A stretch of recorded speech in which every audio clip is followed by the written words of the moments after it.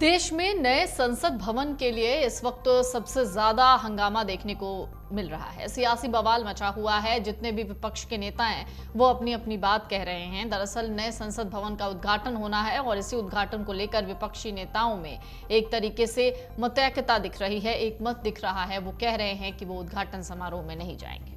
कई राजनीतिक दलों ने 28 मई को होने वाले समारोह का बहिष्कार किया है, तो कईयों ने इसको लेकर मोदी सरकार पर जमकर निशाना साधा।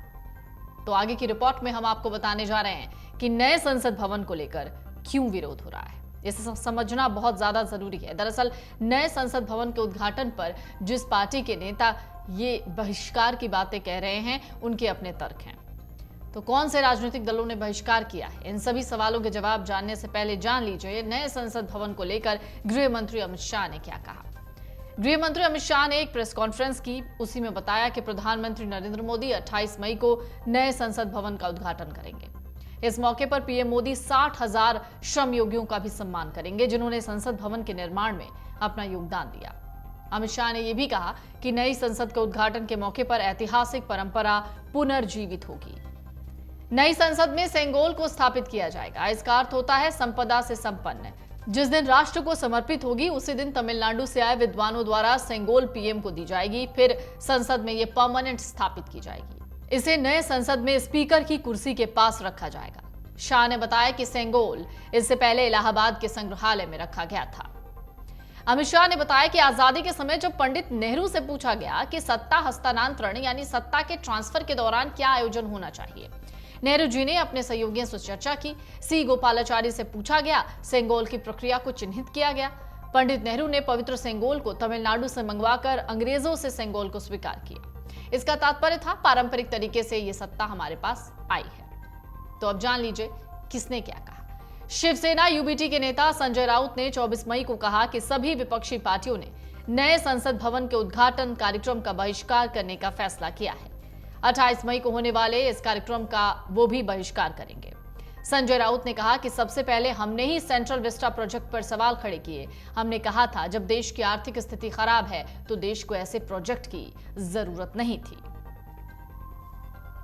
उन्होंने ये भी कहा कि इस प्रोजेक्ट को सिर्फ प्रधानमंत्री नरेंद्र मोदी की इच्छा के लिए बनाया गया। उन्होंने कहा कि आज का संसद भवन अभी भी 100 साल तक चल सकता है। संजय राउत ने कहा कि ये पुराना संसद भवन ऐतिहासिक है और इस संसद भवन से आरएसएस और बीजेपी का कोई रिश्ता नहीं है। राउत ने कहा यह खर्चा सिर्फ शिला पर प्रधानमंत्री नरेंद्र मोदी द्वारा नए संसद भवन का उद्घाटन के लिए किया गया है। लिखाए जाने के लिए ये सब हो रहा है। उन्होंने बीजेपी पर निशाना साधते हुए कहा कि संविधान के अभिरक्षक राष्ट्रपति को आमंत्रित नहीं किया जा रहा है। उन्होंने कहा उद्घाटन के लिए राष्ट्रपति को आमंत्रित नहीं किया गया, इसीलिए देश के विपक्षी दलों ने उद्घाटन समारोह का बहिष्कार करने का निर्णय लिया है। उन्होंने कहा द्रौपदी मुर्मू को आदिवासी महिला के नाम पर राष्ट्रपति बनाया गया, लेकिन उनको राष्ट्रपति भवन से बाहर तक नहीं आने दिया जाता है।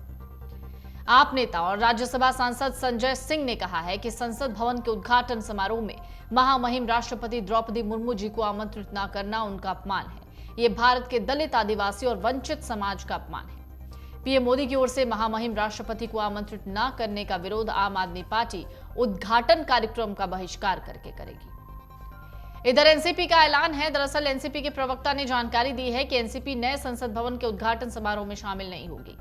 पार्टी ने इस मुद्दे पर बाकी समान विचारधारा वाले विपक्षी दलों के साथ खड़े होने का फैसला किया है। डीएमके ने यह कहा है कि उद्धव ठाकरे गुट के नेता संजय राउत ने कहा कि सभी विपक्षी दलों ने 28 मई को नए संसद भवन के उद्घाटन का बहिष्कार करने का फैसला किया है और वो भी यही करेंगे।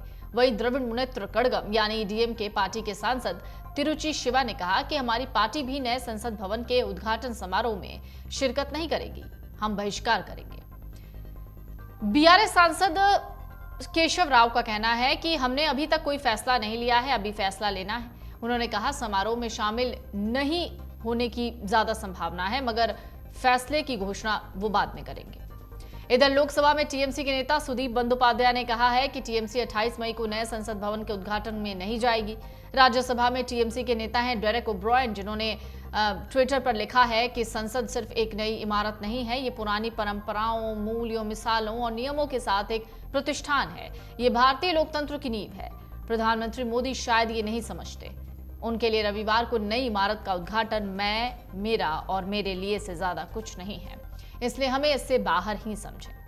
भाकपा महासचिव जो है उन्होंने कहा है कि उनकी पार्टी समारोह में नहीं जाएगी। बिहार के डिप्टी सीएम तेजस्वी यादव का भी बयान आया है। तेजस्वी यादव ने कहा कि हमारी सभी लोगों से बातचीत हुई है, हम लोग इसका बहिष्कार करेंगे। हम लोगों का मानना है कि नए संसद का उद्घाटन राष्ट्रपति द्वारा होना चाहिए, क्योंकि संसद का हेड राष्ट्रपति होता है और ये उद्घाटन उनसे ना कराकर उनका अपमान किया जा रहा है।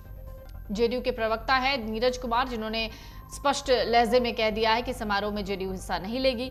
उन्होंने इसे सबसे ज्यादा पैसे की बर्बादी वाला बताया है। कहा है अग्निवीर योजना के तहत जो लोग सैनिक बनेंगे उनको पेंशन नहीं दी जाएगी। इसके लिए केंद्र सरकार के पास पैसा नहीं है। जहां जरूरत है वहां पैसों का इस्तेमाल केंद्र सरकार नहीं करती।